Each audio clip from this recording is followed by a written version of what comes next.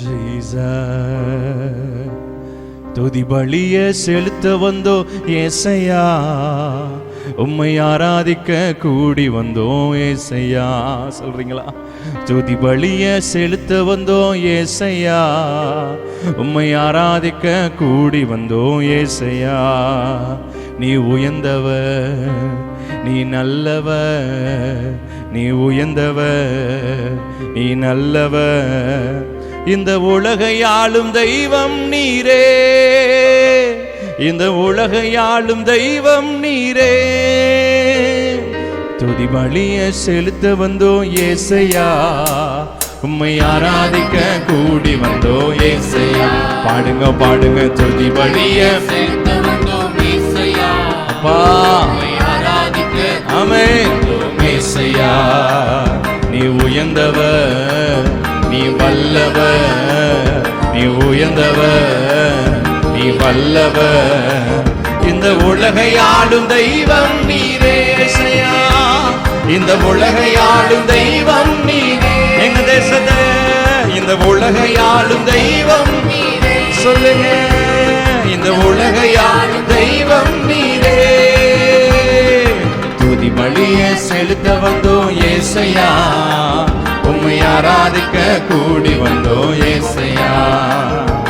துதி பலிய செலுத்த வந்தோம் ஏசையா, ஆராதிக்க வந்தோம் ஏசையா. என்னிலே ஒன்றுமில்லை ஆனாலும் நேசித்தீரே, என்னிலே ஒன்றுமில்லை ஆனாலும் நேசித்தீரே. என்னிலே நன்மை இல்லை ஆனாலும் உயர்த்தினீரே, என்னிலே நன்மை இல்லை ஆனாலும் உயர்த்தினீர். தகப்பனை போல என்னை சுமந்தீரையா, ஒரு தாயை போல என்னை தேற்றினீரே. ஒரு தகப்பனை போல என்னை சுமந்தீரையா, ஒரு தாயை போல என்னை தேற்றினீரே. சுமந்தீரையா, தேற்றினீரே, சுமந்தீரையா, என்னை தேற்றினீரே. ஆராதனை உமக்கே ஐயா ராஜா, ஆராதனை உமக்கே. கரங்களை உயர்த்தி ஆராதனை உமக்கே ஐயா ராஜனே, ஆராதனை உமக்கே ஐயா. ஆராதனை ஆராதனை ஆராதனை ஆரா.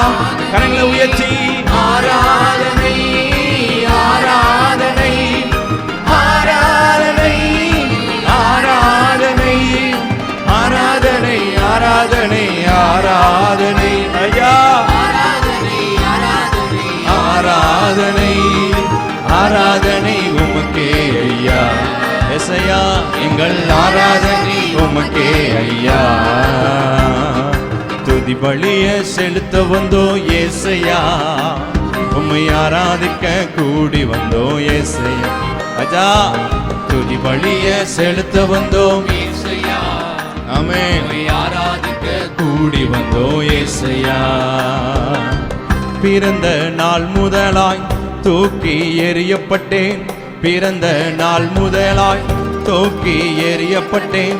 ஒரு கண்ணும் என் மேலே இரக்கமாய் இருந்ததில்லை, ஒரு கண்ணும் என் மேலே இரக்கமாய் இருந்தது. பிழைத்திரு என்று என்னை தூக்கி நீரே, உம் மகனாகவே என்னை ஏற்றுக்கொண்டீர். பிழைத்திரு என்று என்னை தூக்கி நீரே, உம் மகளாகவே என்னை ஏற்றுக்கொண்டீர்.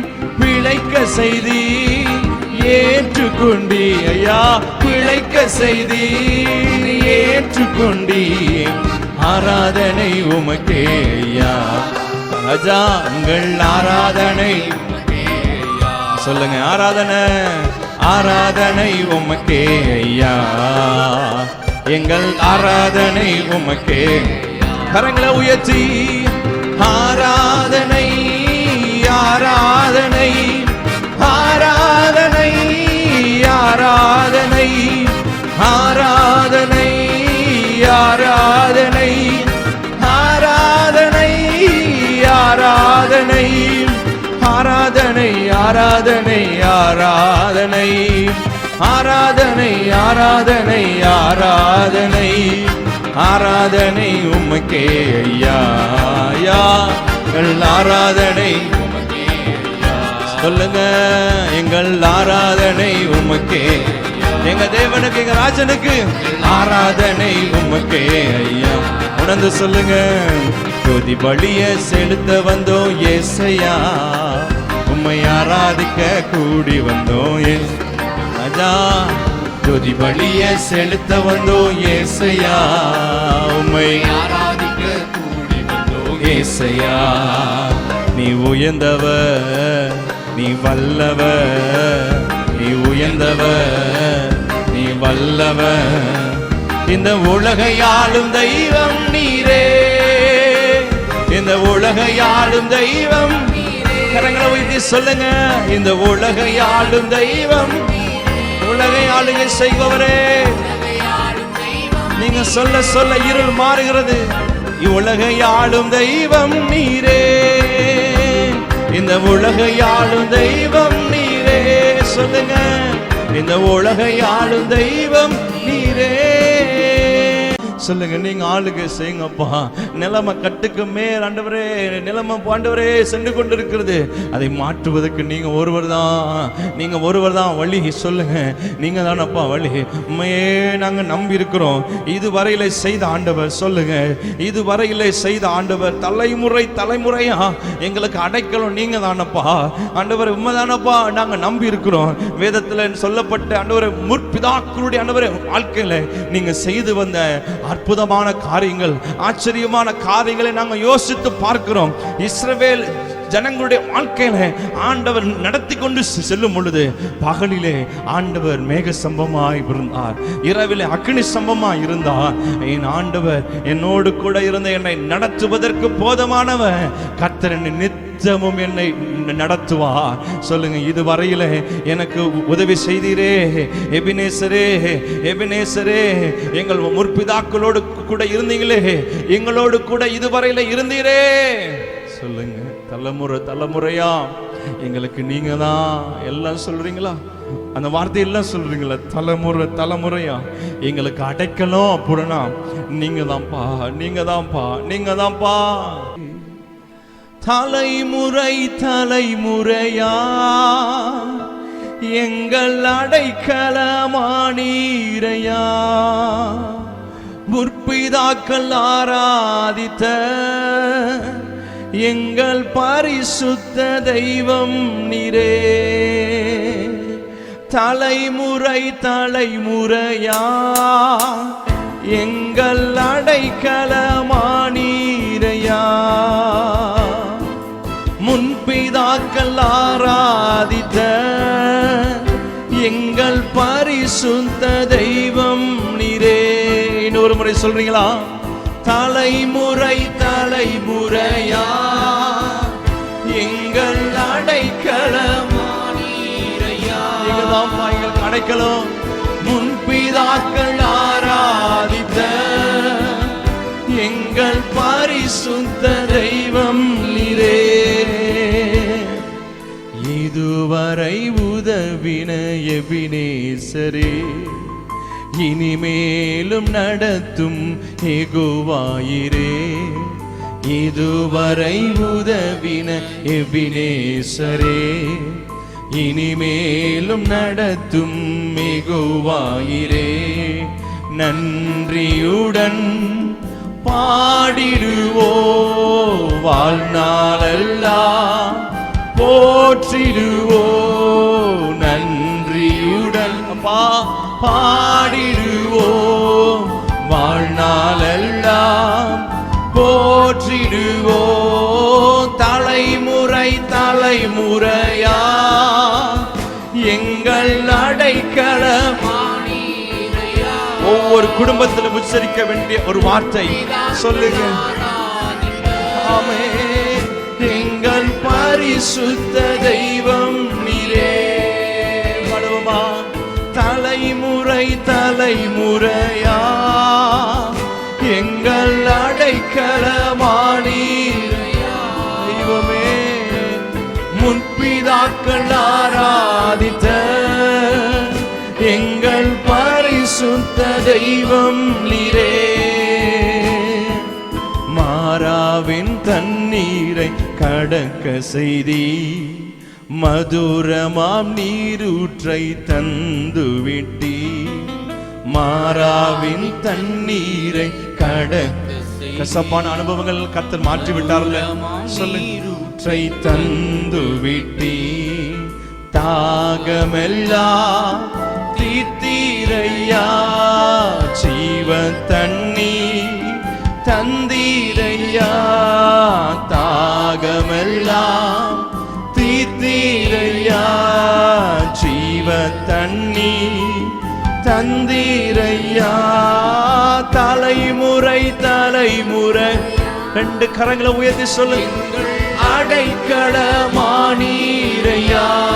தெய்வமே, முன்பிதாக்கள்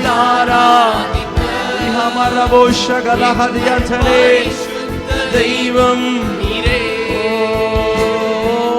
தலைமுறை தலைமுறையா. என்னை முழுமையை அர்ப்பணிக்கிறேன், எங்கள் குடும்பத்தை அர்ப்பணிக்கிறேன், எங்க தேசத்தை அர்ப்பணிக்கிறேன், எங்க பட்டணத்தை அர்ப்பணிக்கிறோம் என்று சொல்லுங்க. ஆராதித்த எங்கள் பரிசுத்த தெய்வம் நீரே. நான் ஆராதிக்கிற தேவன் பரிசுத்தம் உள்ள தேவனாகிய கர்த்தர். என்னுடைய முற்பிதாக்கள் ஆராதித்த சர்வ வல்லமையுள்ள தேவனை நான் ஆராதித்துக் கொண்டிருக்கிறேன்.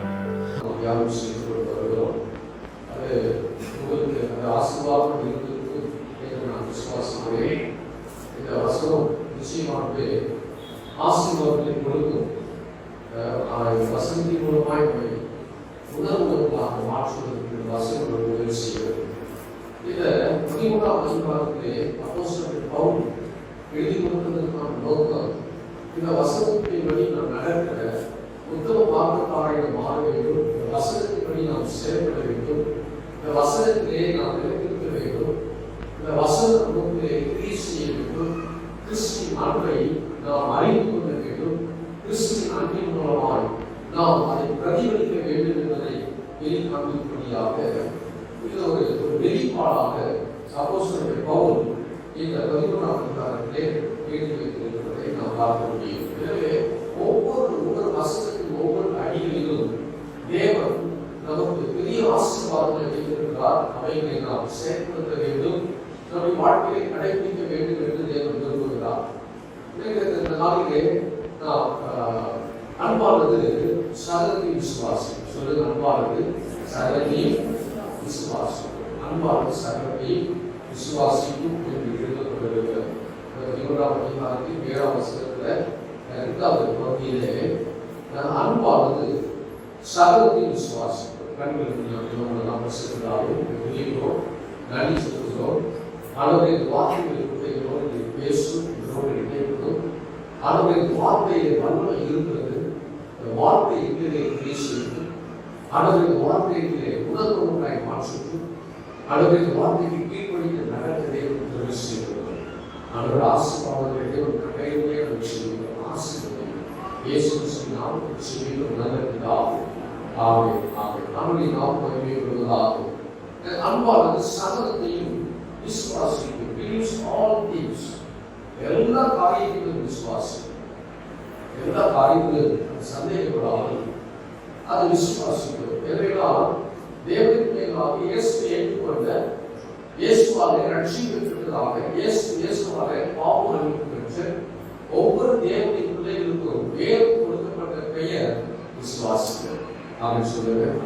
கொடுக்கப்பட்ட பெயர் என்னது? விசுவாசி. விசுவாசிக்கும் அவிசுவாசிக்கும் வித்தியாசம் உண்டு.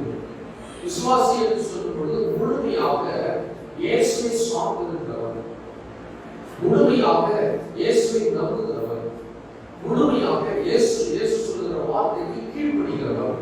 அதுதான் அதனுடைய அர்த்தம் விசுவாசி. எனவே நமக்கு கொடுக்கப்பட்ட பேர் என்று சொன்ன விசுவாசி. எனவே விசுவாசி என்று சொல்லப்பட்ட இந்த வேத வசனத்தின்படி, வேத அடிப்படையிலே நமக்கு கொடுக்கப்பட்டதாக பேர் விசுவாசி என்று சொல்லப்பட்ட பேரின்படி நாம் தேவனை 100% விசுவாசிக்கிறவராக இருக்க வேண்டும். நான் சொல்லுங்க, 1% ஏதோ 90% அல்ல, 100% நாம் விசுவாசிக்கிறவர்களாய் இருப்போமானால் சொன்னால் நமக்கு கொடுக்கப்பட்ட பெயரானது பொருத்தமானதாக இருக்கும். சமாதானம் பேர் இருக்கும், சமாதானம் இல்லைன்னு சொன்னா அந்த பேருக்கு அவங்களுக்கு என்ன கிடையாது. சமாதானம் இல்லைன்னு சொன்னா பொருத்தம் இல்லை. சில பேர் சாக்கி இருக்கும், ஆனா என்ன கிடையாது, நிம்மதி கிடையாது. நிம்மதி இல்லாதனால சாக்கி பேர் வச்சதுனால பொருத்தம் கிடையாது. எனவே நம்மளுடைய வாழ்க்கையிலே கொடுக்கப்பட்ட பெயரின் போல 100% நாம் தேவனை விசுவாசிக்கிறவர்களாக இருக்க வேண்டும். ஆமென் சொல்லுங்க. 100% தேவனை விசுவாசித்து அவரிடத்திலே செய்வார். என் வாழ்க்கையிலே அற்புதங்கள் நடக்கும். என் வாழ்க்கையை செய்கிற தேவன் செய்கிற காரியம் அதிசயமானதாக இருக்கும், அற்புதமானதாக இருக்கும், நன்மையானதாக இருக்கும். அவர் செய்வது ஒன்றும் எனக்கு தீமைக்கானது அல்ல. அவர் செய்கிற சகல காரியங்களுக்கு நன்மைக்கு எதுவாய் நடக்கிறது என்று நாம் அறிந்திருப்போமானால் உண்மையாக நமக்கு கொடுக்கப்பட்ட பேருக்கு ஒரு அர்த்தம் தெரிகிறது. அதாவது ஆவிக்குரிய அன்பானது ஆவிக்குரிய வேதத்தை நாம் கற்றுக்கொள்ளும் பொழுது, ஆவிக்குரிய நிலைமையை வளர்ச்சி செய்யும் பொழுது, ஆவிக்குரிய தன்மையை நாம் பெருகும் பொழுது நம்மை அழைத்த தேவனை முழுவதுமாக சொல்வதை 100% தேவனை நம்புகிறதா இருக்கிறது. அது தேவனுடைய அப்படிப்பட்ட தன்மையிலே அன்பானது ஆவிக்குரிய நிலைமையில வளர்ச்சியடைந்ததா இருக்குமானால் அது தேவனுடைய இருதயத்தில் சந்தோஷப்படுத்தும். தேவனுடைய இருதயத்தில் ஒருவன் துக்கப்படுத்தால் அன்பு என்று சொல்லும் பொழுது தேவனை முழுமையாய் நம்புவது. இதனால் அன்பானது சகலத்தையும் விசுவாசிக்கும் தகவ மேல அளவு கிடைத்த பாசம் வைத்திருக்கிற ஒரு பிள்ளை ஒரு மகன் ஒன்றுக்கு பயப்படுவதில்லை, ஒன்றுக்கு பயப்பட மாட்டான். பேசி பாருங்க, ஒரு சிறு பையனை நீங்கள் மகனை கரப்பிடித்து நீங்கள் கொண்டு போகிறீங்கன்னா நாய் அதற்கு குறைக்கிறது என்று சொன்னால் தகப்பன் எதிர்க்கிறதுனால அந்த தகப்பனை விட்டு அவர் ஒருபொழுதும் தூரம் போய்விட மாட்டார். காரணம் என்று சொன்னால் நாய் வந்தாலும் தகப்பன் என்னை பாதுகாப்பான் என்ற விசுவாசம் முழுவதுமாக அந்த பிள்ளை தகப்பன் மேலே அந்த விசுவாசத்தை கொண்டு வருகிறார். முழுமையாக தகப்பனை நம்புகிறார். அதே போலதான் நாமும் தேவனுடைய பிள்ளைகளாக இருக்கிறோம். தேவனுடைய பிள்ளைகளாக இருக்கிற நாம் 100% அவரை நம்புகிறவராக இருப்போமானால் தேவன் ஒருபோதும் நம்மை கைவிடவே மாட்டார். அல்லேலூயா, அல்லேலூயா. தேவன் ஒருபோதும் கைவிட மாட்டார். அது ஒரு சாதனை பாடலாமா? இயேசுவை கைவிட மாட்டார், இயேசுவை கைவிட மாட்டார். ரெண்டு அடி நாம் பாடலாம். ஆண்டவர் நிச்சயமாகவே அவரை நம்பி இருக்கிற, அவரை விசுவாசிக்கிற, அவர் மேலே முழு நம்பிக்கை வைத்திருக்கிற, அவர் மேலே முழு விசுவாசம் வைத்திருக்கிற நாமை தேவன் ஒருவருக்கு கைவிடவே மாட்டார். ஆமென் சொல்லுங்க, ஆமென் சொல்லுங்க, ஆமென் சொல்லுங்க. அல்லேலூயா. சேர்ந்து பாடுங்க. இயேசு என்னை கைவிட மாட்டார், இயேசு என்னை கைவிட மாட்டார். கடும் புயல் வாரிலும் வெறும் காற்று வீசிலும் அவர் என்னை கைவிட மாட்டார். இயேசு என்னை கைவிட மாட்டார். கடும் புயல் வாரிலும் வெறும் காற்று வீசிலும் இயேசு என்னை கைவிட மாட்டார். இயேசு என்னை கைவிட மாட்டார். இயேசு என்னை கைவிட மாட்டார். கடும் புயல் வாரிலும் வெறும் காற்று வீசிலும் அவர் என்னை கைவிட மாட்டார். இயேசு என்னை கைவிட மாட்டார். வெறும் காற்று வீசிலும் அவர் என்னை கைவிட மாட்டார். இயேசு என்னை கைவிடுவதில்லை. புயல் வாரிலும் வெறும் காற்று வீசிலும் இயேசு என்னை கைவிடுவதில்லை. இயேசு என்னை கைவிடுவதில்லை. கடும் புயல் வாரிலும் வெறும் காற்று வீசிலும் என்னை கைவிடுவதில்லை. இயேசு என்னை கைவிடுவதில்லை. வெறும் புயல் வாரிலும் வெறும் காற்று வீசிலும் அவர் என்னை கைவிடுவதில்லை. ஆமென் சொல்றீங்களா? ஆமென் சொல்றீங்களா? இயேசு ஒருபோதும் கைவிடவே மாட்டார். அவரை நம்புகிற, அவரை விசுவாசிக்கிற நாம ஒருபொழுதும் தேவன் நம்மை கைவிடவே மாட்டார், கைவிட மாட்டார். அநேக நேரங்களிலே விசுவாசிக்காத தன்மை நமக்குள்ளே வரும்பொழுது தேவனை விசுவாசிக்காத எண்ணத்தை நம்முடைய உள்ளத்திலே உதிக்கும் பொழுது அது நம் அவிசுவாசமாய் மாறுகிறது. அந்த அவிசுவாசம் என்னது கொண்டு வருதுன்னா நம் இருதயத்தில் பயத்தை கொண்டு வருகிறது. அவிசுவாசம் எப்பொழுது நம்ம இருதயத்தில் உதிக்கிறதோ, விசுவாசம் என்ற தன்மை விட்டு நாம் அவிசுவாசம் என்ற தன்மைக்குள்ளே நாம் போகும் பொழுது தானாகவே பிசாசு நம்ம இருதயத்திலே பயத்தை விதைத்து விடுகிறார். பயமானது இருதயத்தை அது வேதனைப்படுத்தி அது சஞ்சலத்தை கொண்டு வந்து இருதயத்தில் சமாதானத்தை கெடுத்துக் கொள்கிறது. ஒரு தேவனுடைய பிள்ளைகளுடைய வாழ்க்கையிலே எப்பொழுது விசுவாசம் குறைகிறதோ, அவிசுவாசம் என்கிறதான பிசாசு இணைத்திருக்கிற தலை எப்பொழுது குறைகிறதோ தானாகவே பயம் வருகிறது. பல விதங்களிலே பயம் வரும். என்ன பயம்? மரணத்தை குறித்த பயம், எதிர்காலத்தை குறித்த பயம், பிரச்சனை குறித்த பயம். இது தானாகவே இருதயத்தை வந்து ஆட்டி படைத்து விசுவாசானவன் தேவ விசுவாசிக்காதவனை நீக்கி செய்கிறார். ஒரு மனுஷன் பயந்துட்டே இருந்தான். ஏன் பயந்துட்டே இருந்தான் அப்படின்னா, அவன் அப்பா தாத்தா 51 வயதுல இறந்து போனார். அடுத்து அந்த தகப்பனார் 46 வயதுல தகப்பனார் மறித்து போனார். இதனால அப்படி எண்ணத்துல எப்பொழுதுமே ஒரு மரண பயம் இருந்து கொண்டே இருந்தது. எப்பொழுதுமே மரண பயம். அந்த பக்கத்தில் ஒன்று சொன்னாங்க, தாத்தா 61 வயசுல சிறு வயசுல இறந்து போயிட்டாரு. அப்ப 46 வயசுல சிறு வயசுல இறந்து போயிட்டார். ஒரு பெரிய கந்தம் இருக்குது. அதனால நீங்களும் 46 வயசுக்கு முன்னாடி செத்துமே அப்படின்னு எங்களுக்கு பயமா இருக்குது அப்படின்னு சொன்னோம்னா இவருக்கு அந்த பயம் முடிச்சு. மனுஷன் சொல்ற வார்த்தையை கேட்டு அவன் வயது ஆக பயம் இருதயத்தை ஆட்டி படைத்தது. 45 வயது முடிந்து 46வது வயதுக்கு ஒரு பயம். இந்த அப்பா 46 வயசுல இறந்து போனாரு, நமக்கு 46 வயசுல இறந்து போகுமா அப்படின்ற பயம். அந்த 46வது வயதுல பயந்து பயந்து பயந்து வாழ்ந்து கொண்டிருக்கான். 46 வயசு நடந்து போச்சு. அப்பா பெருமூச்சு இருக்கான், பரவாயில்ல தப்பிச்சு ஒரு கண்டத்தை தாண்டிப்போம் அப்படின்னு. அடுத்த பயம் என்னன்னா, இந்த தாத்தா 51 வயசுல மறித்து போனால் நமக்கும் அப்படிப்பட்ட மரணம் வந்து விடுவோம், அல்லது 47 வயதுல மறித்து போக வேண்டும், அல்லது 50 வயதுல மறித்து போக வேண்டும். பயம் அவனை ஆட்டி விடுகிறது. வயது கடந்தது 51வது வயதுல இன்னும் பயம்தான். எங்க தாத்தா 51 வயசுல தான் மறித்து போனார், நானும் இப்படி மறித்து விடுவேனோ என்ற பயம் இருந்தது. அடுத்த 51 வயது கடந்து போனான்.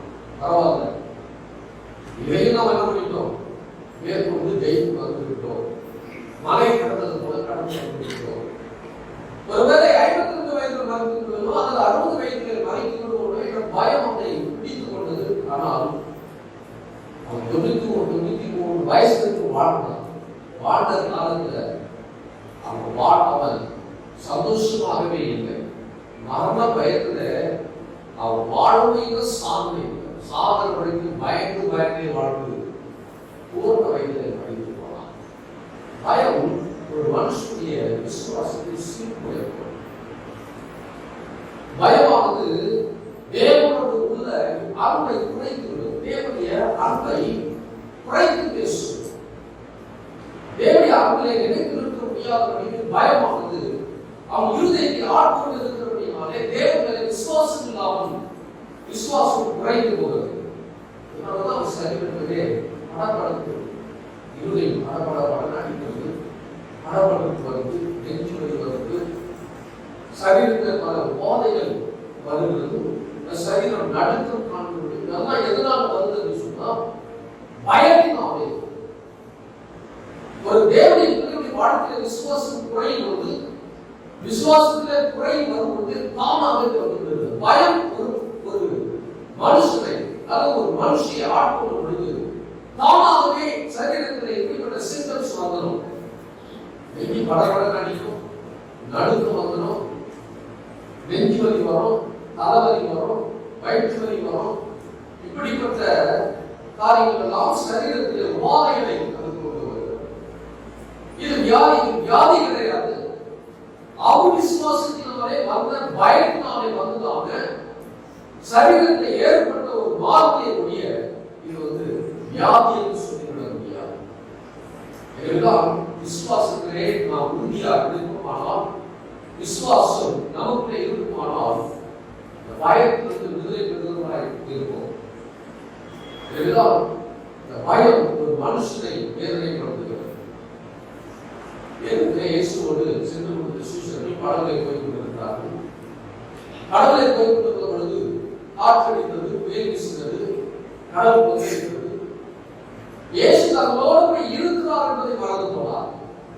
இயேசுவை இருக்கிறார் பயந்து போய் அவர் பல விஷயங்களை பல காரியங்களை செய்தார். நாங்கள் தப்பித்துக் கொள்வதற்கான வழியை தேடினார். இயேசு தங்களோடு இருக்கிறார் என்பதை மறந்து போனார். போய் நாங்கள் மறைப்பது கவலை இல்லையா என்று கேட்டபொழுது இயேசு எழுந்து காற்றையும் கடலையும் அகற்றின பொழுது காற்றும் கடலும் இயேசுக்கு கீழ்ப்படைந்து அமைந்திருந்தார். நம்முடைய வாழ்க்கையில் அநேக நேரங்களிலே விசுவாசி என்ற பெயரை நாம் சுற்றி இருந்தாலும், விசுவாசம் நமக்கு இருக்கிறது என்று சொல்லப்பட்டாலும், அநேக நேரங்களிலே பயத்தினாலே நம்மோட இயேசு இருக்கிறார் என்பதை மறந்து போகிறோம். இயேசு நம்மோட கூட இருப்பாரானால் தீங்கு நம்மை அணுகுவதில்லை. அல்லேலூயா, அல்லேலூயா, அல்லேலூயா. ஆண்டவருடைய நாமத்துக்கு மகிமை உண்டாவதாக. இஸ்ரவேலின் தேவனாகிய கர்த்தர் நம்மோட கூட இருக்கிறார். நம்மோட கூட இருக்கிற தேவன் ஒருவரும் நம்மை கைவிடுவதே இல்லை. எனவே நாம் அநேக நேரங்களிலே விசுவாசி என்ற நிலைமையை மறந்து தேவன் நம்மிடத்திலே இல்லாததை போல ஒரு கற்பனை பந்தத்தை உண்டு பண்ணி நாம் பல காரியங்களுக்கு பயந்து பயந்து பயந்து வாழ்க்கையிலே பலவிதமான நெருக்கங்களையும் பிரச்சனைகளை நாம் பெற்றுக் கொள்கிறோம். ஆண்டவர் நம்மோடு இருக்கிற விசுவாசத்திலே நாம் வாழ்வோமானால் எல்லா சூழ்நிலையிலும் நம்முடைய வாழ்க்கையிலே கடல் கொந்தளிக்கிற அனுபவம் நமக்கு வரலாம். காற்று வீசுகிற வாழ்க்கையிலே உயரடிக்கிற அனுபவம் நம்முடைய வாழ்க்கையிலே வரலாம். எது வந்தாலும் என்ன நடந்தாலும் இயேசு என்னோடு இருக்கிறார் என்ற மனநம்பிக்கையோடு வாழ்வது இயேசு ஒருவரை கைவிடுவதே இல்லை. அல்லேலூயா, அல்லேலூயா. இந்த விசுவாசம் நமக்கு இருக்க தேவன் விரும்புகிறார். செங்கடல் எழுதும்போது சொல்லி 56ஆம் சங்கீதம் 3ஆம் வசனத்துல செங்கடல் சொல்றாரு, நான் பயப்படுகிற நாளிலே உண்மை நம்புவேன். எப்பெல்லாம் எனக்கு பயம் வந்ததோ, எப்பொழுதெல்லாம் எனக்கு பயம் என் உள்ளத்திலே உதிக்கிறதோ, எப்பொழுதெல்லாம் பயம் இருதயத்தை தாக்குகிறதோ, எப்பொழுதெல்லாம் பயம் என் சரீரத்தை தாக்கி வேதனைப்படுத்துகிறதோ, அப்பொழுதெல்லாம் நான் மனிதர்களை அல்ல தேவனை நம்புவேன். தேவனை சார்ந்திருக்கிறேன் என்று சங்கீதக்காரனாக அடித்து வைத்திருக்கிறார். நான் பயப்படுகிற நாளிலே நான் உண்மை நம்புவேன். எனக்கு பயம் இரு சூழ் பொழுது, பயத்தினாலே துச்சனை பிரவாதம் என்று தொடரும் பொழுது, என்னை வேதனைப்படுத்தும் பொழுது, நெருக்கத்துக்குள்ளே கொண்டு வரும் பொழுது, நான் நம்புகிறது மனிதரை அல்ல தேவனை சார்ந்திருப்பேன், தேவனை நம்புவேன். ஏன்னு சொன்னால் அவர் ஒரு மனிதனை கைவிடவே மாட்டார். அல்லேலூயா. நான் உன்னை விலகுவதில்லை, நான் உன்னை கைவிடுவதில்லை என்று வாக்குறுதியவர் ஒருவரும் நம்மை கைவிடுவதில்லை, நம்மை விட்டு விலகுவதும் இல்லை. அப்படி நாம் மகிழ்ந்து கொண்டார். சவுல் ராஜா அவர் ராஜஸ்தானத்திலே கிடந்தார். சகல அதிகாரம் இருக்கிறது, சகல அதிகாரம் கொடுக்கப்பட்டது. அவனுக்கு ஒரு பயம், என்ன பயம் அப்படின்னா, அதற்கு பதிலாக தாவீது வந்துவானோ, நாம் இருக்கிற ஸ்தானத்திலே அவன் சந்தோஷப்படாமல், நாம் இருக்கிற நிலைமையை அவன் சந்தோஷப்படாமல், தன்னை மீறி தாவீது வந்து விடுவானோ என்கிற பயம் அவனுக்குள்ளே இருந்ததினால், பயப்படுவதனாலே அவன் தாவீதை கொண்டுபடி ஒரு நாயை வேட்டையாடுவதை போல அல்லது ஒரு மிருகத்தை வேட்டையாடுவதை போல தாவீதை துரத்தி கொண்டே வந்தான். அவர் இன்னொரு பயம் இருந்தது, தன்னுடைய ஸ்தானத்திலே தன் மகன் வர வேண்டும், அதற்கு பதிலாக தாவீது வந்து விடுவானோ. நல்ல ஒரு அவருடைய மகன் தாவீது சவுல் தேவனுக்கு கீழ்ப்படியாமல் போனாலும் அவனுடைய மகன் யோனத்தான் தேவனுக்கு கீழ்ப்படிக்கிறவன், நல்ல பக்தி உள்ளவன். ராஜாவாய் இல்லாதபடிக்கு தடைப்பட்டது என்னன்னு சொன்னா சவுலுடைய வாழ்க்கையில் இருக்கிற அந்த அவிசுவாசம். அதெல்லாம் நம்ம ராஜாவாய் மாற முடியாதபடிக்கு, முன்னேற முடியாதபடிக்கு அது தடை ஏற்படுத்தியிருக்கிறது. திட்டம் தாவீதை ராஜாவாக்க வேண்டும் என்ற தேவனுடைய திட்டம் இருந்தாலும் தேவன் யோனத்தானுக்கும் தேவன் நன்மை செய்திருக்க முடியும். யோனத்தானை ஒரு பெரிய ஸ்தானத்தில் வைத்திருக்க முடியும். சவுலுக்குள்ளே இருந்ததால் அந்த அவிசுவாசமானது அவன் பயத்தை கொண்டு வந்தது. அந்த பயத்தை கொண்டு வந்ததினாலே தாவீதை கொலை செய்யக்கூடியவன் அவன் எத்தனை காலம் சவுலுக்கு தாவீதுக்கு விரோதமாய் அவன் எழுதினான். அவன் செய்த காரியங்கள் அவனுக்குள்ளே இருந்த அவிசுவாசமானது அவனுக்குள்ள அந்த பயத்தை கொண்டு வந்ததினாலே என்ன நடந்ததுன்னா சவுல் ராஜ மேன்மை இழந்து போனான். ராஜ மேன்மை இழந்து போய் அவன் மறித்து போனான். அவனுடைய குடும்பமே அழிந்து போகக்கூடிய நிலைமையிலே அவனுக்குள்ளே இருந்த அவிசுவாசமானது பயத்தை கொண்டு வந்ததினாலே ஒரு பெரிய பாதிப்பை வாழ்க்கையிலே சவுளுடைய வாழ்க்கையை ஏற்படுத்தியிருக்கிறது. ஆனால் தாவீது தேவனை முழுமையாய் நம்பினான், முழுமையாய் நம்பினான். கர்த்தரை தடைப்படும் என் கோட்டை நான் நம்பியிருக்கிறேன் என்று சொல்கிறேன். அவரை வேலை கண்டித்து வாழக்கும் பிள்ளைகளை தப்புவிப்பார். அந்த உறுதியான விசுவாசம் தாவீதுக்குள்ளே இருந்ததினாலே தாவீதை கர்த்தர் ஆசீர்வதித்தார். தாவீதுக்குள்ளே இருந்த அந்த விசுவாசமானது ஒரு மேன்மையை கொடுக்கிறது. ஒரு மனுஷனுக்குள்ளே ஒரு விசுவாசம் இருக்குமானால் நான் சொல்றாரு பெரிய விசுவாசம் வேண்டாம், சின்ன விசுவாசம் கடுகளவு விசுவாசம் இருந்துச்சு அப்படின்னா நீ அசாதாரணமான காரியங்களை செய்வார். கடுகளவு விசுவாசம் இருக்குமானால் அந்த மலையை பார்த்து பெயர்ந்து சமுத்திரத்தை தந்து போய் என்று சொன்னால் நீ சொன்னபடியாக நடக்கும் என்று விசுவாசத்தை கேள்விப்படுத்தி ஆண்டவர் பேசுகிறதை வேதத்திலே வாசிக்க முடியும். ரொம்ப பெரிய விசுவாசம் வேணாம், கடுகளவு விசுவாசம். கடுகளவு விசுவாசம் தேவன் விசுவாசிக்கிற விசுவாசமானது நம்முடைய வாழ்க்கையிலே பெரிய அற்புதங்களை பெரிய அதிசயங்களை செய்வதாக இருக்கிறது. ஆண்டவருடைய நாமத்துக்கு மகிமை உண்டாகலாம். எனவே தாவீதின் வாழ்க்கையிலே தேவனை விசுவாசித்து முற்றிலும் தேவனை சார்ந்ததினாலே தாவீது சொல்ற சங்கீதம் 27 27ஆம் சங்கீதத்துல 27ஆம் சங்கீதம் 13ஆம் வசனத்தை நீங்க வாசித்து பார்த்தீங்க அப்படின்னா சங்கீதம் 27 நானோ ஜீவனுள்ள தேசத்திலே கர்த்தருடைய நன்மை காண்பேன் என்று விசுவாசியாக இருந்தால் போய்கிறேன். ஜீவனுள்ள தேசத்திலே கர்த்தருடைய நன்மையை காண்பேன் என்று நான் விசுவாசியாக இருந்திருப்பேன், நான் கெட்டு போயிருப்பேன். அந்த விசுவாசம் எனக்குள்ளே இருந்திருக்குமானால் நான் தாழ்ந்து போயிருப்பேன்.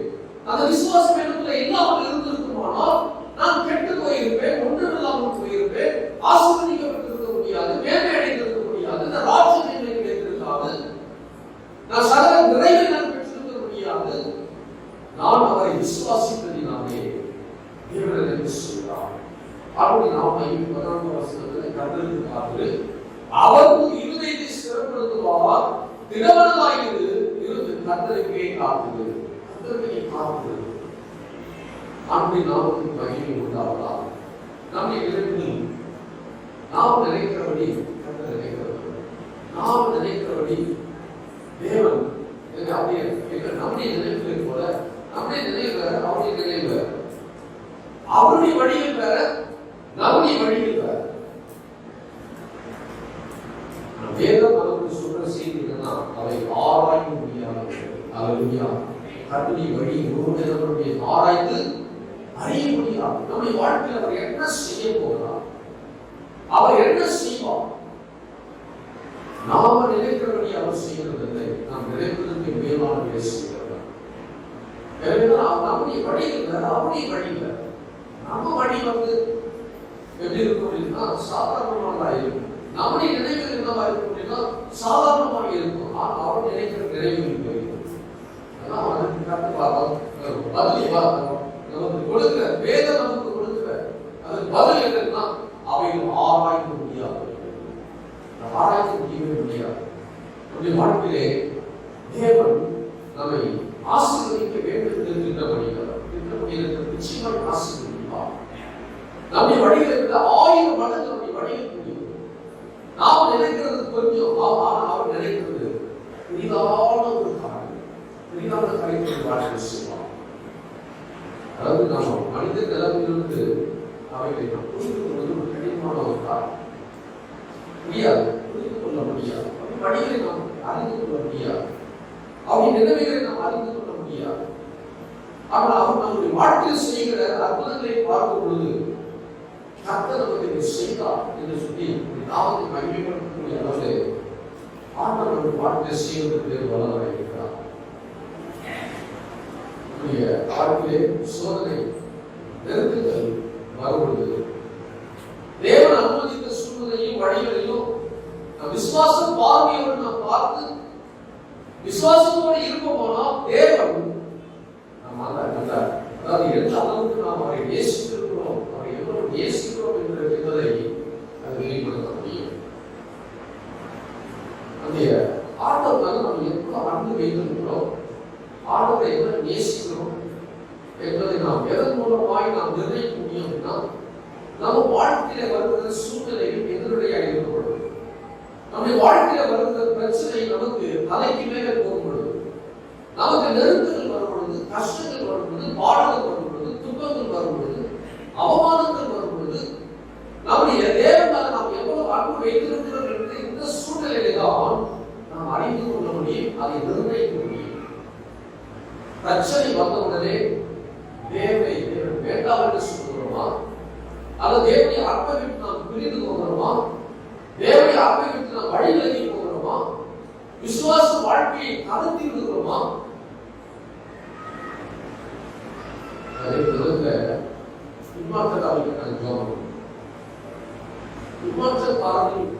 என்று சொல்லும்போது அந்த காரியெல்லாம் சொல்லி நாங்கள் ஜோம். அதாவது பின்மாற்றக்காரர்கள் திருசபைக்கு வராத போனவங்க இதெல்லாம் நான் யோசிக்கிறது உண்டு. இதெல்லாம் எதற்காக போனார்கள் என்று சொன்னால், ஒரு காரியங்களுக்கு நடக்கல, எங்களுக்கு சதம் இருக்கிறது, பணம் இருக்கிறது, எல்லாம் இருக்குது, அதனால ஆண்டவரை கேட்கணும். நான் பக்தியா நடக்க மாட்டோம், கர்த்தருக்கு பிரியமா நடக்க மாட்டோம், நான் இஷ்டம் போல நாங்கள் வாழ்வோம், இஷ்டம் போல இருப்போம். ஆனா கர்த்தர் மாதிரி எங்களுக்கு நன்மை செய்ய வேண்டும், செய்யாத பட்சத்திலே நாங்கள் வருவது ஏன் ஆலயத்துக்கு வர வேண்டும் என்ற எண்ணத்தோடு திரும்பி போனவர்கள், பின்மாற்றத்துக்கு போனவர்கள் என்ற விதத்திலே நாங்கள் சொல்றோம். அந்த விசுவாசத்தின் அளவு எப்பொழுது மதிப்பீடு செய்யப்படும் என்று சொன்னால், சோதனை நேரத்திலே, பிரச்சனை நேரத்திலே, நம்ம நெருக்கத்தின் நேரத்திலே, வேதனை நேரத்திலே, நாம் அப்படிப்பட்ட சூழ்நிலையிலே நாம் எப்படி தேவனை சார்ந்திருக்கிறோம், தேவனை எந்த அளவுக்கு அனுமதிக்கிறோம், நம்முடைய விசுவாசம் கூடுகிறதா அந்த விசுவாசம் குறைந்து போகிறதா, அந்த அளவின் படிதான் தேவனுக்கு நாம் எவ்வளவு அன்பு செலுத்துகிறோம் என்பதை நாம் காண்பிக்க முடியும். என்ன சொன்னால், நம்முடைய விசுவாசம் என்று சொல்லிக் கொள்ளலாம், நமக்கு பெயர் விசுவாசிகள் என்று பெயர் கொடுக்கப்பட்டிருக்கலாம். அப்படிப்பட்ட சூழ்நிலையிலே நாம் வழி விலகி போகிறதா இருப்போமானால், நாம் அவிசுவாசிகளிலும் மிக மோசமானவர்கள் என்றுதான் நாம் சொல்ல முடியும்.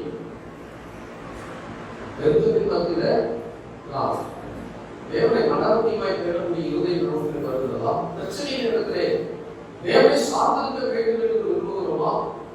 உலகம் உங்களை பார்த்து சொல்லும் பொழுது, இத்தனை பிரச்சனை மத்தியிலும் நீங்கள் ஆண்டவரை தேட வேண்டுமா என்று சொல்லி உங்களிடத்தில் ஒரு கேள்வியை கேட்கும் பொழுது, உங்க மனதில் எப்படி இருக்கிறது? இப்படி சொல்லிட்டாங்க, ஆமா உண்மைதான் நினைக்கிறீங்களா? இல்லை இல்லை, இந்த பிரச்சனையை மாற்றுவதற்கு எவ்வளவு இருக்கிறார், நிச்சயம் மாற்றுவார் என்ற விசுவாசம் இருக்கிறதா? இதை அடிப்படையில் தான் நமக்குரிய விசுவாசம் நாம் தேவனுக்கு எப்படி அன்பு செலுத்துகிறோம் என்பதை நாம் வெளிப்படுத்த முடியும். சொல்லுவதற்கு நெருக்கத்தின் மத்தியில, பிரச்சனையின் மத்தியில, இன்னும் பிரச்சனை பிரச்சனை பண்ணீங்களே, இந்த பைபிள் கொடுக்குறீங்க, ஆலயத்துக்கு போறீங்க, இவ்வளவு நெருக்கமா, இவ்வளவு கஷ்டமா, நாங்களாம் பாருங்க எப்படி இருக்கிறோம், நாங்களாம் எப்படி பாருங்க சந்தோஷமா இருக்கிறோம், நாங்களாம் பாருங்க எப்படி இருக்கிறோம், இவ்வளவு கஷ்டப்படுறீங்க, ஞானத்தை நீங்க தேடணுமா? நீங்க ஞானத்தை தேடுறது மட்டும் இந்த பிரச்சனை உங்களுக்கு வருகிறது என்று சொல்லும் பொழுது இருதயம் பாதிப்படைகிறதா அல்லது விசுவாசம் பெறுகிறதா? இது அடிப்படையிலா அன்பு, தேவன் மேலே இருக்கிற அன்பு அல்லேலூயா. அப்படிப்பட்ட சூழ்நிலையிலே பலரும் பலவிதத்திலே இடி சொன்னாலும் வார்த்தைகள் சொல்லப்பட்டும் தேவன் இருக்கிறார், ஒரு பொழுதும் கைவிட மாட்டார் என்ற நம்பிக்கை இருக்கிறதால் நிச்சயமாக ஒருபொழுதும் கைவிட மாட்டார். அல்லேலூயா. யாரெல்லாம் சொல்லுகிறார்களோ அவர்களுக்கு கொண்டுவராக தேவனுக்கு உயர்த்தி வைப்பதற்கு, இதை வேலைப்படுத்துவதற்கு அவர் வல்லவராக இருக்கிறார். ஒரே ஒரு காரியத்தை அறிந்து கொள்ளணும். அப்படி பேசுறவங்க நாங்க தேவனை அறியவில்லை, வேதத்தை தூக்கவில்லை, ஆலயத்துக்கு போகவில்லை, நாங்க சந்தோஷமா தான் இருக்கிறோம், நீங்க ஆலயத்துக்கு போறீங்க, இவ்வளவு பிரச்சனை இருக்கிறது, இவ்வளவு பாடு இருக்கிறது, உங்களுக்கு அவங்களுக்கு ஒரு வித்தியாசம் தெரியுமா? உங்களுக்கு தேவனை வீழ்ச்சிப்படுகிறீர்களா? அல்லேலூயா. அது மறந்துவிடாது. எனக்கு என்ன நெருக்கங்கள், என்ன பிரச்சனை வந்தாலும் அவங்க எவ்வளவு நாள் வாழ போறது தெரியல. ஒரு நயவா கற்றுக்கொண்டு போயிருந்தோம், ஒரு சபை சாப்பிடல கடற்கரைக்கு போயிருந்தோம். வாழ்நாள் கடந்து போயிட்டார். பார்க்கும்போது யோசித்தேன், மனுஷன் வாழ்க்கை தான் நம்ம வயதுல ஏறிக்கிட்டே போகுது. நாம என்னைக்கு கர்த்தருடைய அழைப்போம் அன்றைக்கு நாம் போகிறது எப்படி இருக்கும்? ஆயுதமா இருக்கும், ஆயுதமா வேண்டும். மனுஷனுக்கு வாழ்க்கை நிரந்தரமானது அல்ல. இன்னைக்கு இருக்கிறவங்க நாளைக்கு பார்க்க முடியும். மனுஷனுக்கு நிலம் அப்படிதான், மனுஷனுக்கு வாழ்க்கை அப்படிதான். வேதம் சொல்லுகிறது, காலையில் உழைத்து மாலையிலே மறைந்து போகிற உள்ளுக்கு சமானமான மனுஷனுக்கு வாழ்க்கை இருக்கிறது. திடீரென்று தோன்றி மறைந்து போகிற புதைக்கு சமானமாக இருக்கிற மனுஷனுக்கு வாழ்க்கை. மனுஷனுக்கு வாழ்க்கை அவ்வளவுதான். இப்படி வாழ்கிற வாழ்க்கையிலே நாம் எப்படி தேவனை பிரியப்படுகிறோம், தேவனை எப்படி பிரியமாய் வாழ்கிறோம், அவர்கள் நம்ம எப்படி அன்பு செலுத்துகிறோம், விசுவாசத்தை காத்துக் கொள்கிறோமா, விசுவாசத்தின் அடிப்படையிலே வாழ்கிறோம். அப்படி நாம் இருப்போம்னால் நம்மதான் நமக்கு கொடுக்கப்படுகிற பெரிய மேன்மை. அப்படி நாமக்கு கைவிடுவதா இஸ்ரேல் தேவர்கள் கானானுக்கு செல்வதற்கு தேவன் தெரிந்து கொண்ட பாதையும் அவரை நடத்தி வந்ததற்கு மிகவும் வித்தியாசமானது. அதாவது அவங்க எல்லாம் புரிந்து கொள்வது, இஸ்ரேல் தேவர்கள் புரிந்து கொள்வது ஒரு முகத்திலே இருந்தால் இவருடைய திட்டத்தை மறந்து போனான். தேவன் அழைத்து வந்த விதத்தை அவர்கள் புரிந்து கொள்வது, தேவன் இருதயத்தை புரிந்து கொள்வது, தேவன் நடத்தி வந்த விதத்தை அவர்கள் புரிந்து கொள்வது, தேவன் நடத்தி வந்த விதங்களை அவர் அறிந்து கொள்ளாதனாலே, தேவனை நேசிக்கக்கூடிய விதம் இல்லாதனாலே வனாந்தரத்துக்கு ஒரு புது கொடுத்தார். ரெண்டு வருஷத்துக்கு சொல்லப்பட்டிருக்கு. யோசுவாவும் ஆளுக்கும் தேவனை இருதயம் அழைக்கிறார். இந்த ஜனங்களோட வராது, ஜனங்களுக்கு படுகிற பாடலோடு வருகிறார், பிரச்சனைகள் மத்தியில தான் வருகிறார், நெருக்கங்கள் மத்தியில தான் வருகிறார். இந்த ஜனங்களோட தான் இவர்கள் இருக்கிறார். யோசுவாவும் காலத்துக்குள்ள ஒரு வித்தியாசமான ஒரு ஆகியது. என்ன சூழ்நிலை வந்தாலும், என்ன நெருக்கங்கள் வந்தாலும், உணவு கிடைச்சாலும், உணவு கிடைக்காம போனாலும், தண்ணி கிடைக்காம போனாலும், தேவனை சார்ந்து வாழ வேண்டும், தேவனுக்கு அன்பு செலுத்த வேண்டும் என்ற எண்ணத்தோடு வித்தியாசமான வாழ்க்கை வாழ்ந்தது. வாழ்ந்ததால் அந்த வாழ்க்கை எடுக்கிறோம் ஆனந்த விஷயத்தால். அல்லேலூயா. இந்த வாழ்க்கை வித்தியாசமான இந்த உலகத்தில் கிடக்கிறோம். இந்த உலகம் எப்படிப்பட்டது அப்படின்னா, உலகத்தினுடைய அமைப்பு நல்லா எப்படி இருக்கிறது? பாவம் நிறைந்தது, அநியாயம் நிறைந்தது, அக்கிரமம் நிறைந்தது, வேதனை நிறைந்தது, ஏமாற்றுகிற உலகத்தில். அப்படிப்பட்ட உலகத்துல தான் வாழ்ந்து கொண்டிருக்கிறோம். அப்படிப்பட்ட உலகத்திலே வாழ்ந்து கொண்டிருக்கிற நீங்களும் நானும் விசேஷமானவர்களாக தேவனுடைய பார்வையில் காணப்பட வேண்டும். விசேஷமானவர்கள், தேவனை விசுவாசிக்கிறவர்கள், தேவனுக்கு அதிகமாக அன்பு செலுத்துகிறவர்கள் என்ற அந்த பட்டியலில் நாம் வருகிறவர்களாய் இருப்போமானால், தேவன் நமக்கென்று நியமித்திருக்கிற, நமக்கென்று வைத்திருக்கிற ஆசீர்வாதத்தை தேவன் நமக்கு தருவதற்கு தேவன் வல்லவராக இருக்கிறார். உலகத்திலே தருவாரு, மறுமையில் தேவன் நமக்கு தருவார். ஒருவேளை உலகத்தில் காலம் போனாலும் பரவாயில்லை, மறுமையிலே நிச்சயமாய் நமக்கு தருவார் என்ற நிச்சயம் நமக்கு உண்டு. ஆமென் சொல்லுங்க. அல்லேலூயா. அந்த நிச்சயத்தோட வாழ்வோம். நிச்சயத்தோட நாம் வாழ்வோமானால் நம்ம இருதயம் சகலத்தையும் விசுவாசிக்கிறோம். ஆண்டவர் மேல நம்பிக்கை ஆயிடும். சங்கீதம் எழுதும்போது 25ஆம் சங்கீதம் 10 வாசிக்கிறதுக்காக கர்த்தருடைய உடன்படிக்கையையும் அவருடைய சாட்சிகளையும் கைக்கொள்ளுகிறவருக்கு அவருடைய பாதையெல்லாம் கிருபையும் சத்தியமானவைகள். கர்த்தருடைய உடன்படிக்கை, அவருடைய சாட்சி, இதை கைக்கொள்ளுகிறவர்களுக்கு அவருடைய பாதைகள் எல்லாம் கிருபையும் சத்தியமானவைகள். 12ஆம் வசனத்தில் கர்த்தருக்கு பயப்படுகிற மனுஷன் எவனோ அவனுக்கு தாம் தெரிந்து கொள்ளும் வழியை போதிப்பார். யாரெல்லாம் கர்த்தருக்கு பயத்தில் வாழ்கிறார்களோ அவர்கள் நடக்கிற பாதையை அறிந்திருக்கிறார். அவருடைய பாதையை ஒருவேளை கரடுமுரடு இருக்கலாம், அவருடைய பாதையில் முட்டு நிறைந்ததாக இருக்கலாம், அவருடைய பாதை போகக்கூடாத சூழ்நிலையாக இருக்கலாம். எந்த சூழ்நிலையாக இருந்தாலும் அந்த பாதையை கர்த்தர் அறிந்து வைத்திருக்கிறார். அல்லேலூயா. தேவன் அந்த வழியை அறிந்திருக்கிறார். எனவே அவனுக்கு நாம் தெரிந்து கொள்ளும் வழியை அவர் போதிப்பார். 11ஆம் வசனத்துல அவன் ஆத்துமா நன்மையினால் தந்து சந்ததி பூமியை சுதந்திரிக்கிறோம். ஆமென் சொல்லுங்க. அல்லேலூயா. ஆத்துமா நன்மையினால் தந்து, ஆத்துமா நன்மை அடையும், துதிப்படையும். அது மாத்திரமல்ல, சந்ததி தேவன் அவனை சந்ததி கர்த்தர் ஆசீர்வதிக்கிறார். அந்த சந்ததி பூமியை சுதந்திரித்துக் கொள்வார். இந்த சந்ததி எப்படி இருக்கிறார்? நீடித்த நாட்களாய் ஒரு சந்ததியின் பூமியிலே இருக்கும். அவருடைய சந்ததி பூமியிலே புகழ் பெற்று போகும். அவருடைய சந்ததி உயர்ந்திருக்கும். அவன் சந்ததி மேன்மையடைந்திருக்கும். அவன் சந்ததி உயர்ந்திருக்கும், மேன்மையாக இருக்கும். இதெல்லாம் இந்த சங்கீதக்காரன் அழகா எழுதுகிறார். அதாவது அடுத்த அடி எங்க எடுத்து வைப்பது, எவ்வாறு வைப்பது, எங்க வைப்பது, எப்படி வைக்கிறது தெரியாவிட்டாலும் அழைத்தவர் உண்மை உள்ளவர் நிச்சயமாய் நடத்துவார். அடுத்த அடி எங்க வைக்கிறதுக்கா தெரியல. கண்ணு இருட்டறை போல இருக்கிறது. இருட்டான பாதை, நெருக்கமான பாதை. அடுத்து எப்படி வைக்கிறது, எங்க போவது, என்ன செய்வது, ஒன்றும் புரியவில்லை. அப்படி வழி நாம் அறிந்திருக்குமானால் அவருக்கு வழி தெரிவிப்பது மாத்திரமல்ல, அந்த வழியிலே சரியாய் நம்மை நடத்துவார். சரியை நடத்தி கொண்டு போவதே வல்லவராய் இருக்கிறார். எனவே நம்மை அழைத்து நடத்துவார் விசுவாசத்தோடு செல்வதுதான் கிறிஸ்தவ வாழ்க்கை. காண்கிறதை விசுவாசிக்க வேண்டிய அவசியம் இல்லை. காண்கிறதை விசுவாசிக்கிறோம். இந்த மைக் இருக்குது அப்படின்னா பார்க்கிறீங்க, விசுவாசிக்கிறீங்க, அவ்வளவுதான். இது பெருசு கிடையாது. காணாத விசுவாசிக்கிறீங்க பார்த்தீங்களா, அதுதான் தேவனுடைய வாழ்க்கை விசேஷமான ஒரு விஷயம். அவங்க பார்க்கவே இல்லை. சூழ்நிலை எல்லாம் எதிரடையாக இருக்கிறது. இது நடப்பதற்கான வாய்ப்பு இல்லை, இது சாத்தியக்கூறு இல்லை.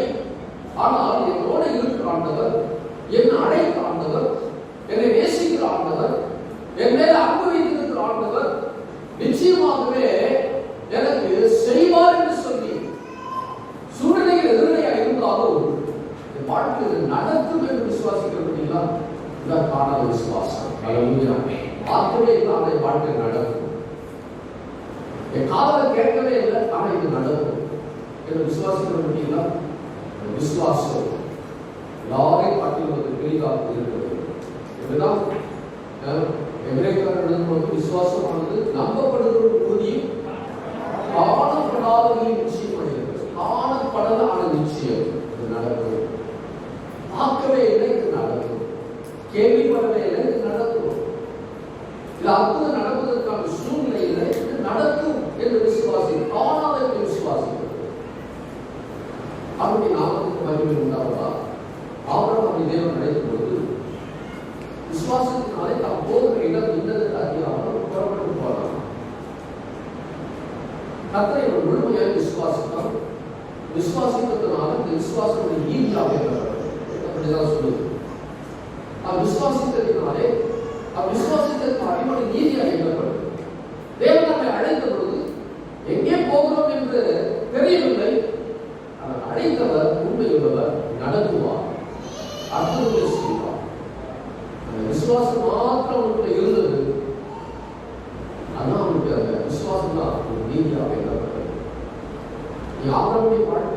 பார்த்தீங்கன்னு சொன்னா புறப்பட்டு ஆண்டு சொன்ன வார்த்தை புறப்பட்டு போ, நான் காண்பிக்கிற தேசத்துக்கு போ. ஆபிரகாம் எந்த எதிர்பார்த்தையோ அல்லது நம்ம எப்படி இருக்கும், அது எங்க போகணும் ஏது போகணும் அப்படின்னு சொல்லி அவன் ஆபிரகாம் வரும்போது அப்படி கேள்வி கேட்டதா வேறு எழுதப்படலை. போகிற இடம் எதற்கு அறியாமல் புறப்பட்டு போனான் என்று வசதி சொல்லு. புறப்பட்டு போனான். தேவன் அவன் வழியை ஆண்டவர் செலவுபடுத்தினான். அவன் வழியை செலவுபடுத்தி ஆசீர்வதித்தான், மேம்படுத்தினான். ஆபிரகாமுக்கும் சாராவுக்கும் கடந்துகிற வாய்ப்பே இல்லை. அவங்க சரீரம் செலுத்திக் கொண்டது, சாராவுடைய சரீரம் செலுத்திக் கொண்டது, கற்பம் அடைக்கப்பட்டது. ஆனால் வாக்குத்தத்தம் செய்ததை எப்படி தருவார்கள் விசுவாசிக்கிறதுனாலே 100 வயதிலே ஒரு ஈசாக்கை பெற்றெடுத்தான். அதனால ஆபிரகாமை குறித்து சொல்ல விசுவாசத்திற்கு அதப்படி அவனை அடையப்பட்டிருக்கிறது. விசுவாசத்தில் அவன் வல்லவனாய் மாறினான் என்று அவனை குறித்து ஆபிரகாமை குறித்து எழுதப்பட்டிருக்கிறது. சரீரம் பலவீனம் இருந்தது ஒழிய விசுவாசம் பலவீனம் அடையவில்லை. ஒருவேளை நம்ம சரீரம் பலவீனம் அடையும் போதலாம், பலவீனம் அடையலாம். நம்ம சரீரம் ஏற்றுக்கொள்ள முடியாத நிலைமையில் இருக்கலாம். ஆனால் ஆவிலே விசுவாசிப்போமானால், விசுவாசத்தில் உறுதியாக இருப்போமானால், வாக்குத்தத்தம் பண்ணினதை நம்ம வாழ்க்கையில் நிறைவேற்றுவது வேறு பலராக இருக்கிறார். அப்படி நாம் நம்பிக்கை கொடுத்தார்.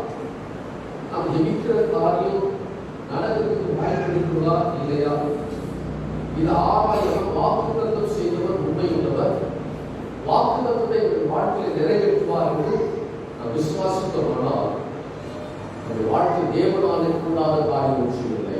தேவனால எல்லாம் ஆகும். தேவனால எல்லாம் ஆகும். தேவனால கூடாத காரியம் ஒன்றும் இல்லை. நடக்கும் அப்புறம் நடக்குமா நடக்காதா என்று யோசிக்கிறது அப்புறம். ஆனா என்னோட இருக்கிற ஆண்டவர், நான் விசுவாசிக்கிற ஆண்டவர் உண்மை உள்ளவர், அவரை நடத்துவார். என் வாழ்க்கையை எதை செய்தாலும் நன்மை தவிர தீமை செய்ய மாட்டார். எது என் வாழ்க்கையில் நடந்தாலும் நன்மை தருவாய் நடக்குமே ஒழிய அது தீமைக்கானது அல்ல என்று சொல்லி நாம் விசுவாசிப்போம். ஆனால் நாம் விசுவாசிக்கிற காரியம், நாம் நினைக்கிற காரியங்களை நம்முடைய வாழ்க்கையிலே செய்வதற்கு தேவன் வல்லவராக இருக்கிறார். நம்முடைய விசுவாசம் எப்படி இருக்கணும்னா, நம்ம எதை செய்தாலும் செய்யாமல் போனாலும் நீங்கள் தேவன், நான் உங்களை துதிப்பேன், நீங்கள் அதிசயமான செய்தி, உங்களுடைய ஆலோசனை பூர்வமாக இருக்கும். நீங்க 25 வசனத்தை வாசி பார்த்தீங்கன்னா ஏசியா திருக்குறள் சொல்றார். அதிசயமான நிலை வாழ்க்கையை செய்யும். இந்த வசனத்துல நீங்க வசனத்தை வாசி பார்த்தீங்கன்னா என் வாழ்க்கையில அதிசயமானவை செய்தி, உமது பூர்வ ஆலோசனைகள் சத்தியமும் உண்மையானது. அல்லேலூயா. சத்தியமும் பூர்வமாக இருக்கிறது. இயேசுவுக்கு நடக்கிறார். நம்முடைய வாழ்க்கையிலே தேவன் எதை செய்தாலும் எதை செய்யாமல் போனார், அது நன்மைக்கு ஏற்பாய் என் வாழ்க்கையில் செய்திருக்கிறார், செய்வார், செய்து முடிப்பார் என்று நாம் விசுவாசிப்போமானால், நம்முடைய விசுவாசம் எப்படி இருக்கிறார், சகலத்தையும் அது விசுவாசிக்கக்கூடியதாக இருக்கும். அல்லேலூயா. சகலத்தையும் விசுவாசிக்கும், சகலத்தையும் அது நம்பும், சகலத்துக்கும் அது ஒருபொழுதும் அது முரண்பாடாக இருக்காது, அது ஏற்றவில்லாய் அது இருக்கிறது. ரெண்டாவது ஒரே ஒரு காரியத்தை நம்ம சில நிமிஷங்கள் மாற்றம் சொல்லியிருந்தால் கடந்து போக விரும்புகிற ஒரு சில நிமிஷங்கள் மாற்றோம். அன்பாக ஆவிக்குரிய வேதத்தை கற்றுக்கொள்ளும் பொழுது மற்றவர்களை நம்புகிறது, மற்றவர்களை காயப்படுத்தி சந்தேக நபராக இருக்கார். விசுவாசம் அதாவது சகலத்தையும் விசுவாசிக்கும் என்று சொன்னால் அதில் சந்தேகம் இருக்காது. சில சந்தேகம் ஒன்றும் வியாதி, சந்தேகம் என்பது ஒரு பயங்கரமான ஒரு வியாதி. நீங்க பாருங்க, சந்தேகப்படுற மனுஷனை பாருங்க, தேவனை விசுவாசிக்கிறவர் ஒரு பொழுது மற்றவர்களை என்ன பண்ண மாட்டான், சந்தேகப்பட மாட்டான். நீங்க கிறிஸ்தவ குடும்பத்திலே பார்த்தீங்கன்னா கணவன் மனைவியை சந்தேகப்படுகிறார், மனைவி கணவனை சந்தேகப்படுகிறார். சந்தேக சொல்லுவாங்க, சந்தேக பாண்டி சொல்லுவாங்க. என்ன நாதியாரு சரியான சந்தேக நம்ம சந்தேக பிராணி என்று சொல்லுவாங்க. நிறைய சொல்லுவாங்க, சரியான சந்தேக பிராணிகள். இருந்தாலும் சந்தேகம் வருவோம், மனைவி சந்தோஷப்படும், சந்தேகம் வரும். நான் சொல்றேன், அங்கே கிளி மாதிரி பொண்ணு காட்டினேன், இந்த மாதிரி பறந்து போய் கட்டினா என்ன பண்ணிக்க மாட்டேன், சந்தேகம் வரும். கிளி மாதிரி கட்டுறதுனால தான் பண்ணுறீங்க, சந்தேகம் வரும். ஒரு சகோதரர் ஒரு மனுஷன் பேசிட்டு போது அவர் சொன்னார், அந்த நபரை ஒரு குறிப்பிட்ட மனுஷன் பேசிட்டு சொன்னார், அவன் மாஸ்டர் மனைவி சாப்பாடெல்லாம் கட்டி கொடுப்பாங்க, சாப்பாடு கொடுப்பாங்க, எடுத்துப்பான், 3 மாசம் வழியா போவான், 3 மாசம் வழியா பின்வாசல்ல வந்து மரணலையை பண்ணுவான்.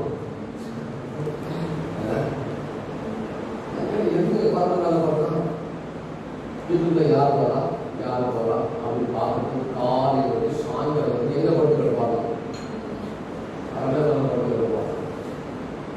நான் சொன்னேன், அதுக்கு எதுக்கே அவன் கிளி மாதிரி கட்டினான், அவனை மாதிரி பறந்த மாதிரி கட்டிருந்தா அப்படின்னு நினைப்பானா? சந்தேகம் இல்லை. வாழ்க்கையில் ஒருவரை நம்புவதுதான் வாழ்க்கை, இதெல்லாம் ஒருவரை நம்புவதுதான் வாழ்க்கை. சந்தேகம் ரொம்ப மோசமானது, ஒரு பயங்கரமான வியாதி. இருதயத்தில் சந்தேகத்தை கொண்டு வந்தோம், இருதயத்தில் அந்த வியாதியா மாறும். பிள்ளைகள் வாழ்க்கையில் அப்படி இருக்கக்கூடாது, அப்படிங்கிற காரியத்தை ஒருவரும் செய்யக்கூடாது. மனைவியை நம்புங்க, புருஷனுக்கு நம்புங்க. கிறிஸ்துவின் அன்பு உள்ளுக்குள்ள இருக்குமானால் யாரையும் சந்தேகப்பட முடியாது. கணவன் மனைவி சந்தேகப்படுவது அது ஒரு பெரிய பாவம். அப்படிதான் கட்ட மனைவிய உத்தமையா இருப்பா, அவரை குறித்து சந்தேகப்பட்டு சமயத்தை பாதிப்பு ஏற்படுத்தி, சந்தேகத்தை ஏற்படுத்தி, குடும்பத்தில் பிரச்சனை ஏற்படுத்தி, கிறிஸ்துவின் அன்பு உணர்வுல இருக்குமானால் சகலத்தின் விசுவாசிக்கும். சந்தேகம் என்பது ஒரு பயங்கரமான ஒரு வியாதி, அதுக்கு மருந்து இல்லைன்னு சொல்லுவாங்க.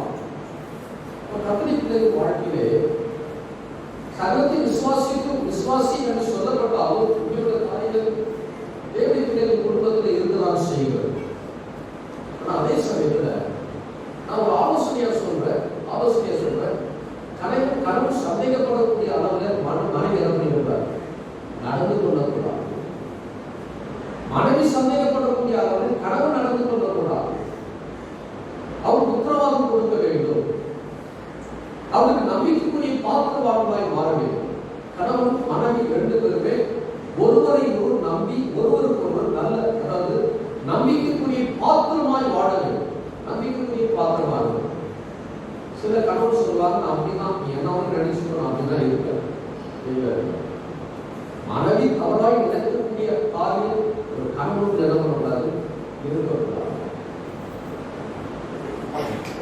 அதே மாதிரி மனைவி தவறுதலா, அதாவது கணவன் தவறுதலா நினைக்கக்கூடிய காரியம் 2 பேருக்குள்ள என்ன பண்ணக்கூடாது, இருக்கக்கூடாது. ரொம்ப ஜாக்கிரதையா இருக்கும். ஒரு கணவனுக்கு ஒரு காரியம் பிடிக்கல அப்படின்னா அந்த காரியத்தை நம்ம நிறுத்துவது நல்லது. நாம் தான் செய்வேன் என்று சொல்லி அடம்பிடிக்கிறது, இருதயம் சுத்தமா இருக்குது, என்னவெல்லாம் நினைச்சு நான் அப்படிதான் செய்வேன், அப்படிதான் போவேன், அப்படிதான் வருவேன் அப்படின்னு சொன்னா குடும்பத்தில் ஒரு பெரிய பாதிப்பை ஏற்படுத்துகிறது. எனவே ஒருவரை ஒருவர் புரிந்து கொண்டு ஒருவரை ஒரு புரிந்து வாழ்வது ஆவிக்குரிய வாழ்க்கைக்கு ஆரோக்கியமானது. சந்தேகப்படக்கூடிய காரியங்கள் ஒரு கணவனாக இருக்கட்டும் மனைவியாக இருக்கட்டும் ஒருவரது வாழ்க்கையை தென்படக்கூடாது. ஒருவருக்கு சந்தேகப்படக்கூடிய காரியங்கள் நடக்கக்கூடாது சொல்லுங்கள். அப்படிப்பட்ட காரியம் நடக்குமானால் அவாய்ட் பண்ணிடும். கணவனுக்கு பிடிக்கலையா மனைவியை அவாய்ட் பண்ணிடும், மனைவிக்கு பிடிக்கலையா கணவனை அவாய்ட் பண்ணிடும். அதை விட்டு நான் அப்படிதான் செய்வேன், அப்படிதான் இருப்பேன், அப்படிதான் வாழ்வேன், என்னால் நீ என்ன நினைச்சாலும் அதை பற்றி எனக்கு கவலை இல்லை என்று துவாகம் பண்ணி கொண்டிருந்தா குடும்பம் வாத வேலை அல்ல, சமாதானத்தை உண்டு பண்ணுகிற ஒரு இடம். எனவே சந்தேகப்படுகிற காரியம் ஒருபொழுதும் இருக்கக்கூடாது என்பது என்னுடைய ஆலோசனை. தமிழ் பிள்ளைகள் அப்படி நடந்து கொள்ள வேண்டும். ஒருவருக்கு புரிந்து வாழ வேண்டும், ஒருவருக்கு அன்பு செலுத்தி வாழ வேண்டும், ஒருவருக்கு நம்பி வாழ வேண்டும். அப்படி நம்பி வாழ்வோமானால் குடும்பம் ஆசீர்வதிக்கப்பட்டிருக்கிறது.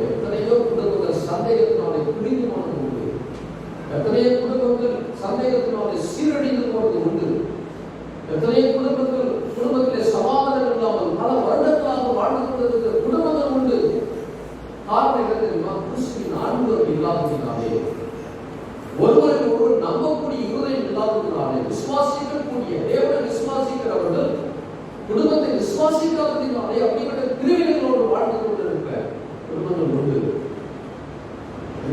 வார்த்தை அன்பானது சகலத்தின் விசுவாசம். நாம் சொல்வது அன்பானது சகலத்தின் விசுவாசம். கடவுளோடு சிறிதாலும் புத்திக்கிறோம், நன்றி சொல்கிறோம். அனைவரும் நாம் இந்த வார்த்தைகளுடைய பேசுகிறோம். கிருபைகளுக்காக சொல்கிறோம். அனைவரை நன்றின்னு சொல்கிறாங்க. கல்வி எங்கள் ஆசீர்வதிக்கிறாங்க.